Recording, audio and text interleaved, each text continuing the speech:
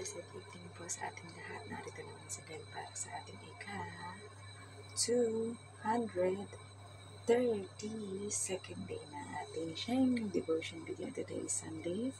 Ayan, thank you po sa Hills of Glory na talagang nag-accommodate sa atin at nagkaroon ng isang feasting na nangyari sa beach pagkatapos ng ating gawain dito sa ating lugar. Ayan, thank you po sa lahat ng mga nakasama natin and we are privileged na makasama rin sa ginagawang mga buhay ng mga OFW ni our Tita Hani. Ayan, so shout out po sa ating Tita Hani, ganda dito sa Hong Kong na nagsisimula ng kanyang mga pag-tackle up ng tungkol sa mga life story about faith, life, and mga work experiences ng mga OFW dito sa Hong Kong. So, bago po tayo dumako sa pag-share na ating devotion, huwag po natin kakalimutan ang mag-opening prayer at manalangin sa ating Panginoon. So, let us pray.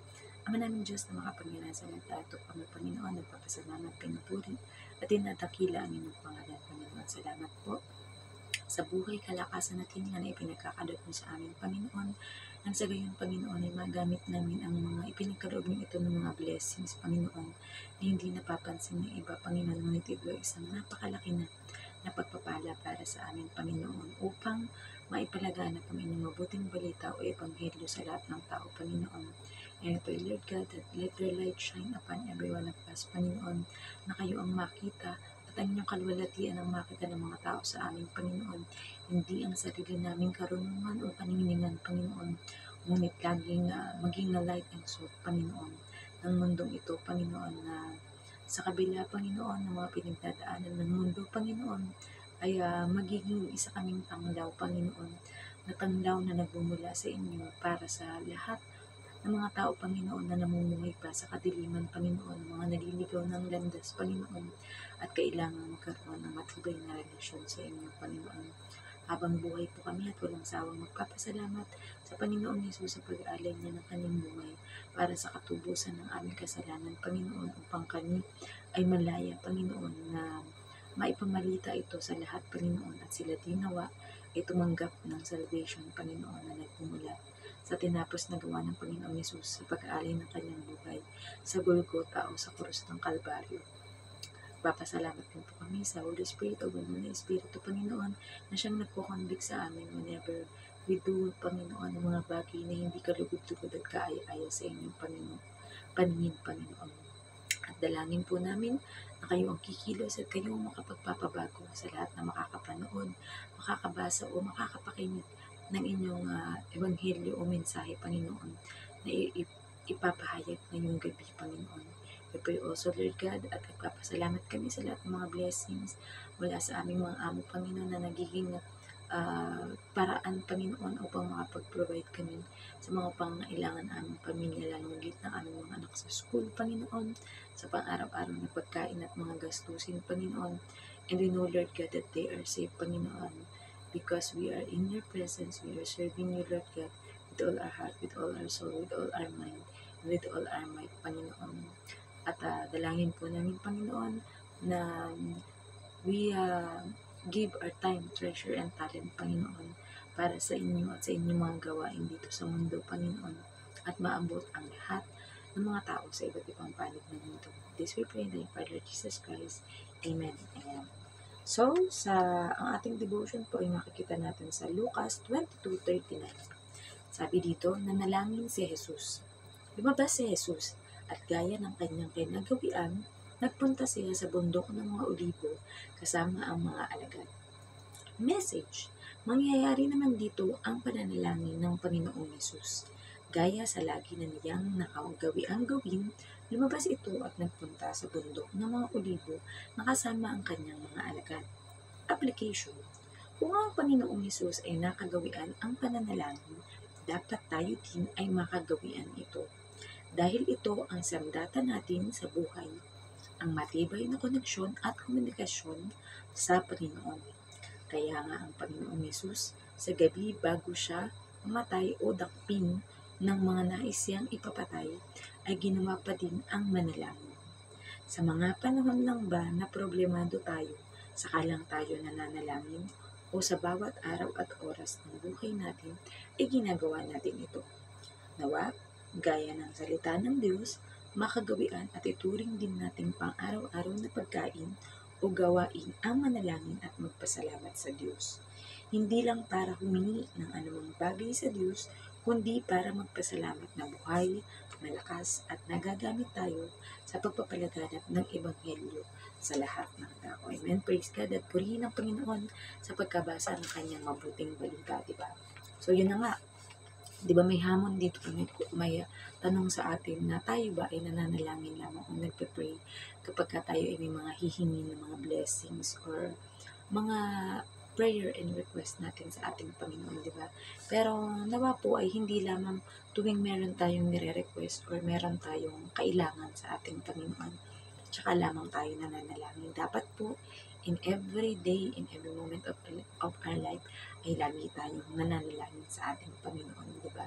Sabi nga, gawin natin itong parang ating daily food, na kung saan pagmulat pa lang ng ating mata kapag tayo ay kinising pa ng Panginoon, isa na yan sa bagay na dapat nating ipagpasalamat, lalong higit sa pamamagitan ng prayer at panalangin kapag tayo ay may trabaho, may pinagkakakitaan o negosyo, nakakapag-aral, may trabaho, di ba? Nakagaya yan ang ating mga amo dito sa pagiging isang OFW natin ay nagagamit tayo ng Panginoon na maabot ang lahat ng ating mga kababayan o kakilala o nakakaintindi ng ating mga salita upang mabahagian sila ng mabuting balita ng ating Panginoon.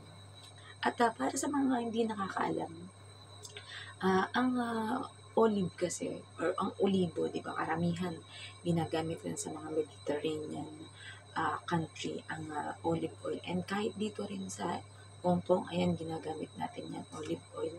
Na ang ibig sabihin kasi ng olive, bago siya maging oil, kailangan ang prutas na ito ay kailangan mo ng durugin, dikdikin para lumabas ang katas nito or ito ay maging isang oil, di ba? So, kagaya ng ginawa sa ating Panginoong Yesus na kailangan dumanak ang kanyang dugo, masaktan siya, masugatan siya, mapako siya, alang-alang sa katubusan ng ating mga kasalanan. Ganon din yung representasyon ng lugar kung saan lagi-laging nananalangin ng ating Panginoon sa bundok ng mga olibo, di ba? So, yun yung significance na connection ng um, lugar kung saan laging nananalangin at ang ating Panginoon. At di ba, ang ating Panginoon lamang ang nakakaalam kung kailan siya mamamatay na moment, di ba? Pero tayo, hindi natin alam kung anong moment ba tayo kukunin or kailan babawiin ng Diyos ang pinahiram na buhay at hindi na sa atin, di ba? Kaya nga, ang aking pakiusap at laging idinudulog sa ating mga kapatid na mga nakikinig sa atin, nakakabasa o nakakapanood ng ating mga devotion na sa bawat stages ng buhay natin, sa bawat moment ng buhay natin. Ayan, dapat lagi tayong prayerful. Ayan, lagi tayong nagmumuni-muni at nagbubulay-bulay ng salita ng ating Panginoong Diyos kasi yan yung magpapalakas sa atin, di ba? Kagaya nga na naging topic natin na medyo unfinished kahapon na nakita niyo naman siguro na i-post na ang salita ng Diyos, kumbaga connected kasi yan. Yung tabak na sinasabi doon or sword, which is yan yung word ni Lord, word of God na merong New Covenant or New Testament at saka Old Testament. Pero maaari natin siyang simulan unti-unti base sa ating kakayahan lamang na wag naman yung isang bugasok ating talagang pag-aaralin siya na isang buong Bible ay pag-aaralan ko isang araw na.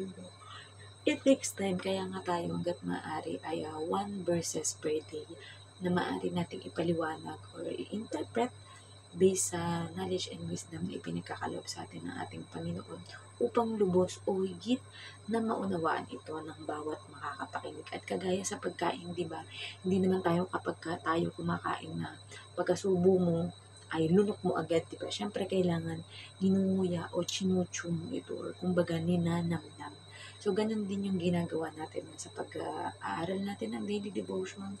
Unti-unti, ninanamnam natin at nilalasap ang ganda at sarap ng mensahe na nais ipahatid sa atin ng ating Panginoon, di ba? And bilang tayo as a believer at atong tinanggap ang ating Panginoong Yesus bilang Diyos at tagapagligtas, it should be a natural na ginagawa na natin yung prayer, yung study the Word of God, diba? And meditating on it, diba? And syempre, lalong higit, ini-apply din natin ito sa ating pang-araw-araw na buhay dahil ang pagbubulay-bulay natin ng salita ng Diyos and prayer will not only make us stronger spiritually, but it will make us productive, give us a sound mind, diba? Na at mga decision making natin puro laging nakaangkla or naka-attach sa ating Panginoong Diyos at sa kanyang mga salita nang sa gayon ay mapabuti ang ating sitwasyon or ating kinalalagyan, di ba? And isa rin sa uh, good effect ng prayer, ito nga yung ating greatest connection or communication sa ating Panginoon, kung sa ating mga kapamilya bilang isang OFW, di ba? Kailangan nating mag-video call, kailangan nating mag-call o mag-message sa ating mga kapamilya. Gayon din sa ating Aba Father o sa ating Panginoong Diyos, dapat meron din tayong daily communication sa Kanya at yun nga ay ang prayer. Ayan. So, ano lang yan, kumbaga balance, di ba? Kung ang sinabi ng Panginoon na connection ng tabak ay hindi lang ang kanyang salita na may New and Old Testament, kundi kakonekta din yan yung prayer, di ba? So, studying the Word of God, meditating on it, and prayer. So, yan yung dalawa din na ibig sabihin or pwedeng maging kahulugan ng tabak na ipinapadala ng ating Panginoong Yesus sa kanyang mga alagad. Hindi upang gamitin para makasakit ng kahit na sino na sa pamamagitan ng physically, but it struck you on the heart, diba? Tayo kapag nasasaktan tayo, kapag nagmamahal tayo, ang nasasaktan sa atin ay ang ating puso, diba? Na kung saan kapag nasaktan ang ating puso sa mensahe na ating napakinggan and then we pray to God, diba? Ang nagiging connection niyan or nagiging impact niyan is you change into a better person, diba? Na once the Holy Spirit touches your heart, once the Holy Spirit is siya yung nag-aano sa'yo, nagko-convict sa'yo na ay itong nagawa mong to ay masama or hindi ka aya-aya sa ating Panginoon. Repent to God, pray to God, ask for forgiveness to God because our God is just and loving para tanggapin tayo. Especially mga tumanggap sa Kanya bilang Diyos at tagapagligtas at we are doing or we are being good because God is the first one who showed love and goodness to us, di ba? Kahit di tayo karapat-dapat dahil sobrang makasalanan tayo at inborn na sa atin ang pagiging makasalanan dahil nagsimula tayo sa lahi ni Adan at Eva, di ba? Pero nandyan pa rin yung grace and mercy ng ating Panginoon na laging naninibabaw na kagaya sa the prodigal son ay tatanggapin pa rin tayo ng ating Panginoon ng buong higpit na yayakapin at ipagbubunyi o ire-rejoice ang sino man na muling magbabalik loob sa Kanya. At sabi nga, ang Panginoon ay laging nagbibigay sa atin ng maraming chances. Unlimited yung chances na binibigay niya sa atin. Pero nawa, wag nating abusuhin and kapag once na we learn from our mistake is talagang you will do your best na hindi mo na muling magawa yung same mistake na nagawa mo, especially kapag ito ay hindi nakalulugod or hindi nakakapagpasaya sa ating Panginoon. May we have a goal na ang ating maging goal ay laging mapasaya ang ating Panginoong Diyos sa bawat mga ginagawa, sinasabi, at pakikitungo natin sa ating kapwa. Dahil anumang ating gawin sa ating kapwa ay parang ginagawa na rin natin sa ating Panginoon. So, may natutunan kayo sa ating share ng devotion video at kailangan na rin po natin magwakas dahil malamang may pasok ng aking alaga bukas. So, let us close into prayer. Ama namin Diyos na makapangyarihan sa lahat, pinupuri ka po namin at pinasasalamatan. Salamat sa inyong napakayamang mga salita, Panginoon. Nagaya, Panginoon, ng pagkain, Panginoon, ay ituring nawa namin ang inyong mga word, Panginoon, at ang prayer, Panginoon, na daily bread namin, Panginoon, na hindi kami maaring makatulog, hindi kami pwede, Panginoon, na hindi magpapasalamat at pupurihin at dadakilain ka sa bawat pangyayari o bawat nangyayari sa aming buhay, Panginoon. Sapagkat gaya ng isang mabuting magulang, Panginoon, ang hangad at nais ninyo ay para sa aming ikabubuti, Panginoon, at hindi para sa aming ikasasama o ikapapahamak, Panginoon. Minsan lamang may katigasan ang aming mga ulo at sinusunod namin ang aming sariling gusto, Panginoon, liban at aming isinasawalang bahala, Panginoon, ang inyong magandang layunin sa aming buhay, Panginoon. Give us a humble heart, Panginoon, that willing to obey, Panginoon, ang inyong ninanais na mangyari sa amin, Panginoon. Ngayon din po, Panginoon, pray, Lord God, para sa lahat ng mga pinansyal na mga problema o pinagdadaanan ng aming kapwa, Panginoon, sa trabaho man, sa negosyo, Panginoon, at anything, Panginoon, na nagiging rason, Panginoon, para kami ay magkaroon ng physical, Panginoon, na finances, Panginoon, ang anumang mga pagawain, ng mga nais na bilhin o pangarap, Panginoon, ng bawat isa. We pray, Lord God, and we submit it to you, Lord God, na basbasan niyo po, Panginoon, at nawa kung ito ay nakalulugod sa inyong paningin, Panginoon, ay inyo pong i-prosper at pagpalain, Panginoon. And give us the wisdom, Panginoon, nang sa gayon, Panginoon, ay magkaroon kami ng mga magagandang strategy, Panginoon, upang mapaunlad ang aming buhay pinansyal, Panginoon. Ngayon din po, Panginoon, I pray, Lord God, para sa lahat na may mga sakit at karamdaman, Panginoon, na gaya sa inyong salita, Panginoon, by the stripes and wounds of your Son, Jesus Christ, Panginoon, we are healed, Panginoon, kaya anumang sakit at karamdaman na nagpapahirap sa bawat isa, Panginoon, we know, Lord God, that we are healed, Panginoon. At ngayon din, para po, Panginoon, sa mga mahal namin sa buhay o mga kakilala namin, Panginoon, na ang naging solusyon ng kanilang kagalingan, Panginoon, ay lisanin na ang mundong ito, Panginoon, at magkaroon ng kapahingan sa inyong kaharian, Panginoon. We pray, Lord God, para sa mga maiwan to give comfort, Panginoon, at makayanan ng bawat isa, Panginoon, ang pagkawala ng mga mahal sa buhay, Panginoon.